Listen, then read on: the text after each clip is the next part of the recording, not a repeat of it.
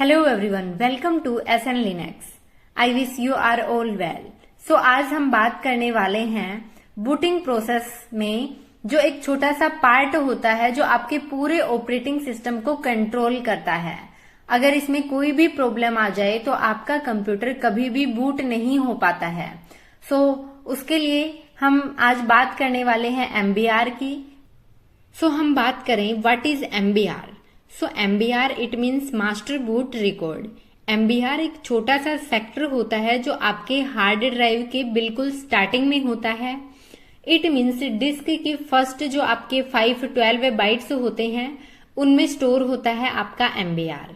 जब भी आप अपने सिस्टम को बूट करते हैं, एमबीआर वो पहला स्टेप है जो लोड होता है और ये आपके ऑपरेटिंग सिस्टम को चलाने के लिए जरूरी होता है। अगर आपका एमबीआर प्रॉपरली काम नहीं करेगा तो आपका ऑपरेटिंग सिस्टम ओपन ही नहीं हो पाएगा। अभी हम बात करें कि एमबीआर की नीड क्या है। गाइज, एमबीआर सिस्टम को बताता है कि ऑपरेटिंग सिस्टम कहाँ और कैसे लोड करना है। इसके बिना सिस्टम को नहीं पता चलेगा कि आपका ऑपरेटिंग सिस्टम कहाँ स्टोर है और आपका सिस्टम बूट करेगा या नहीं करेगा। बेसिकली अगर आपका एमबीआर लोड नहीं होगा तो आपका जो सिस्टम है वो बूट ही नहीं करेगा। देन बात करें एमबीआर के वर्क की। गाइस, हम बात करें कि मान लीजिए जो आपका सिस्टम है उसमें आपका जो फर्स्ट स्टेप होता है वो बायोस का होता है। देन जो आपका यूईएफआई है वो आपके एमबीआर को लोड करता है। एमबीआर अपनी पार्टीशन जो टेबल्स हैं वो चेक करता है कि बूटेबल है या नहीं है।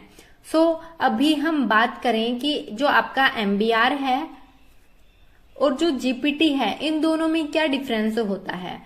गाइस, एमबीआर का मतलब है मास्टर बूट रिकॉर्ड। देन आपका जो जीपीटी है इसका मतलब होता है GUID पार्टीशन टेबल। आपका जो एमबीआर है उसमें आपके बेसिकली 4 प्राइमरी पार्टीशंस होते हैं, लेकिन जो आपका जीपीटी है इसमें 128 पार्टीशंस होते हैं जो आपके ऑपरेटिंग सिस्टम पर डिपेंड होते हैं।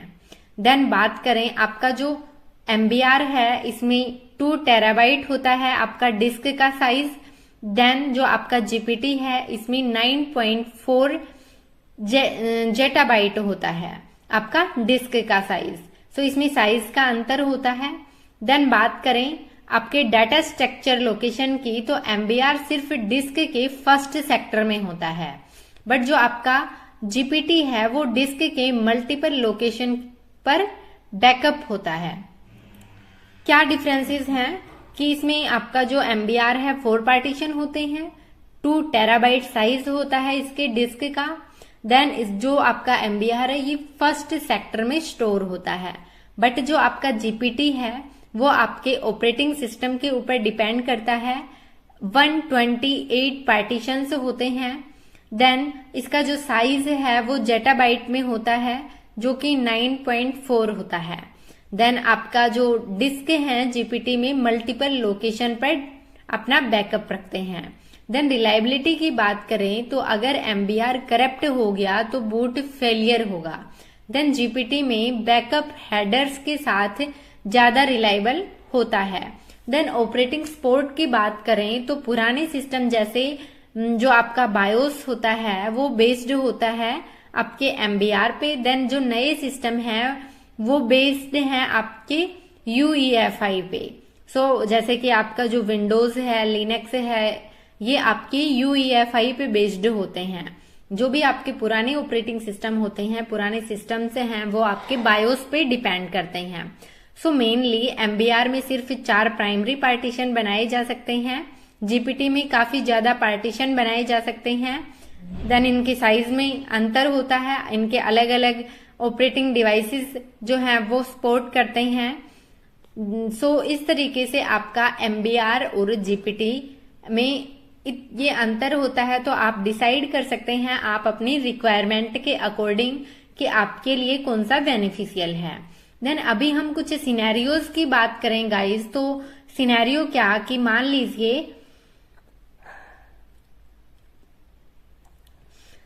लीजिए आपका जो एमबीआर है वो करप्ट हो गया। आपका एमबीआर करप्ट हो गया है तो उस सिचुएशन में आप क्या करने वाले हैं। अगर MBR करप्ट हो जाता है तो सिस्टम को बूट नहीं करेगा आपका MBR, और आपको ऑपरेटिंग सिस्टम नोट फाउंड करके या फिर आपको मिसिंग ऑपरेटिंग सिस्टम करके एक एरर मिलेगा। सो उस सिचुएशन में आप क्या करेंगे, आपको MBR को फिक्स करना पड़ेगा कुछ कमांड्स के थ्रू। सो बेसिकली अभी हम अपना टर्मिनल ओपन करते हैं, देन बात करते हैं कि कौन कौन सी कमांड्स होती हैं। As like boot track command, जो कि आपका स्लैश के अंदर फिक्स MBR करके होता है विंडोज में, या फिर आपका जो अगर लिनक्स ऑपरेटिंग सिस्टम देख रहे हैं तो वहां पे आप DD कमांड का यूज करके चेक कर सकते हैं। सो अभी बेसिकली हमारा है लिनक्स का ऑपरेटिंग सिस्टम उबंटू का।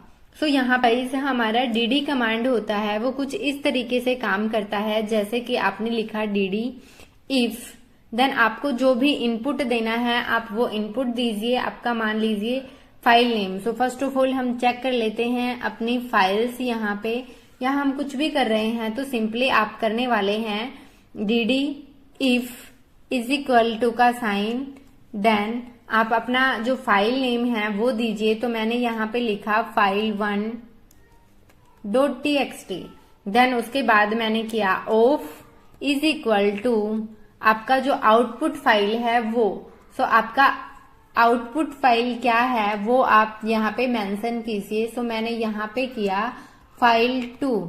कुछ इस तरीके से हमारा जो है वो file3 करके है, तो मैंने किया file3, मैंने एंटर किया तो ये कुछ रिकॉर्ड्स इन रिकॉर्ड्स आउट और आपका कितना बाइट का है ऑल ओवर चीजें आपको शो करवा रहा है। सो गाइस बेसिकली आपका DD कमांड कुछ इस तरीके से वर्क करता है। देन बात करें हम कि आपका अगर डिस पार्टीशन से रिलेटेड इश्यूज है, अगर आपका रॉन्ग पार्टीशन सिलेक्ट हो गया है या फिर डैमेज हो गया है तो आप उस सिचुएशन में आपका सिस्टम बूट नहीं कर पाएगा। सो आपको बूटेबल पार्टीशन को रीसेट या रिपेयर करना पड़ता है।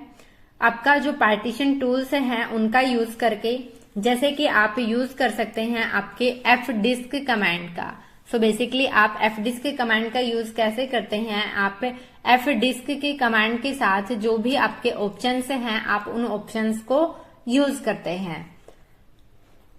सो यहाँ पे मैंने लिखा मान लीजिए fdisk-l। सो कुछ इस तरीके से आप ऑप्शंस का यूज करते हैं, या फिर आप पार्टिड कमांड का भी यूज कर सकते हैं। सो आपका पार्टिड कमांड है वो बेसिकली ये कमांड होता है, तो आप इस कमांड का भी यूज करके उसमें ऑल ओवर चेंजेस कर सकते हैं। देन बात करें MBR वायरस की, तो कुछ वायरस होते हैं MBR को टारगेट करते हैं क्योंकि ये बूट प्रोसेस को कंट्रोल करता है। ऐसे केस में सिस्टम बूट होने से पहले ही इश्यू आ जाता है। सो इसमें आप एंटीवायरस से स्कैन करके या फिर मैन्युअली MBR को क्लीन कर सकते हैं। सो आपके वायरसेस से बचने के लिए आप अपना एंटीवायरस रखिए या फिर आप अपना जो MBR है उसको क्लीन करते रहिएगा। देन बात करते हैं कुछ कमांड्स की जो आपके MBR से रिलेटेड हैं लिनक्स और विंडोज में। सो हमने अभी डिस्कस किया DD कमांड की। सो मैं यहां से एग्जिट करती हूं। देन हमने DD कमांड का यूज किया, आप कुछ इस तरीके से कर सकते हैं as like DD if is equal to, मान लीजिए आपको करना है /dev/ आपने जो भी लिखा, मान लीजिए मैंने लिखा 0, then of is equal to आपको जहां भी चेक करना है वो लीजिए आप /dev/ आपका जो भी SDA करके है या जो है कि SDA करके शो कर रहा है। देन इसके बाद आपका जो बेस है वो कितना है, वो काउंट क्या है MBR को वाइप करने के लिए, ऐसा हम करते हैं। सो सिंपली मैंने यहाँ पे लिखा आपका BS is equal to 512। Then आपने काउंट कितनी बार करना है, आपको करना है 1 टाइम। सो बेसिकली कुछ इस तरीके से तो आपका जो 112 है आपका बाइट्स है। देन आपका जो रिकॉर्ड्स इन और आउट हैं वो ऑल ओवर आपके 1 टाइम से हैं। सो कुछ इस तरीके से आप आपका जो DD कमांड है उससे आप चेक कर सकते हैं आप अपने MBR को वाइप करने के लिए। देन आपका एफ डिस्क जो है वो डिस्क पार्टीशन को मैनेज करने के लिए जो इनडायरेक्टली एमबीआर को अफेक्ट करता है। सो उस सिचुएशन में आप एफ डिस्क का यूज कर सकते हैं। सो एज ए एग्जाम्पल हम समझें तो मान लीजिए आपका कंप्यूटर एक इम्पोर्टेंट पार्टीशन के लिए रेडी है, बट जब आप उसको ऑन करते हैं तो आपका सिस्टम बूट होने के बदले एक ब्लैक स्क्रीन आती है जिसमें लिखा होता है ऑपरेटिंग सिस्टम नोट फाउंड। ये एक क्लासिक एमबीआर करप्शन केस है। अगर आपने टाइम पर इसका जो बैकअप नहीं बनाया तो आपको एमबीआर रिपेयर कमांड यूज करनी पड़ेगी या फिर रिकवरी टूल्स को आपका सहारा लेना पड़ेगा, आपको रिकवरी टूल्स की हेल्प लेनी पड़ेगी। इन दी एंड हम बात करें एमबीआर जो आपका छोटा सा एक पार्ट होता है, लेकिन ये आपके सिस्टम के लिए बैकबोन की तरह काम करता है। अगर एमबीआर को कोई भी डिफिकल्टीज आती हैं तो पूरे सिस्टम का बूट प्रोसेस एकदम से रुक जाता है।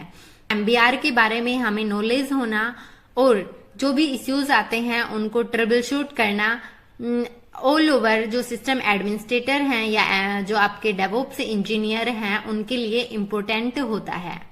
सो अगर वीडियो पसंद आया तो अपने दोस्तों के साथ शेयर करें, वीडियो को लाइक करें और चैनल पर नए हैं तो प्लीज चैनल को सब्सक्राइब जरूर कर लें। साथ ही अगर आपको इस ऑल ओवर टॉपिक की पीडीएफ चाहिए तो आप हमारे टेलीग्राम ग्रुप को ज्वाइन कर सकते हैं जिसका डिस्क्रिप्शन में मैंने लिंक दिया हुआ है। सो आज के लिए इतना ही guys, thank you, bye bye, take care, जय हिंद, जय भारत।